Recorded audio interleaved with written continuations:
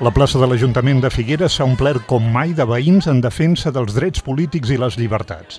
Les accions repressives del govern espanyol han fet sortir al carrer a moltíssims ciutadans i ciutadanes amb ganes de cridar a favor de la democràcia i el dret a decidir. El poble català és un poble pacífic i actua sempre pacíficament. I davant de les amenaces, davant de les agressions si n'hi ha, la nostra resposta serà aquesta. Només aquesta, i un somriure.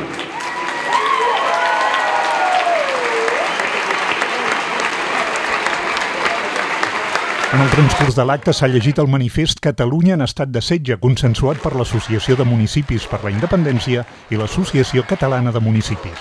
El govern de l'estat espanyol, sense cap empara legal, ha suspès de facto l'autonomia de Catalunya, amb l'únic objectiu d'intentar aturar el referèndum convocat pel proper 1 d'octubre.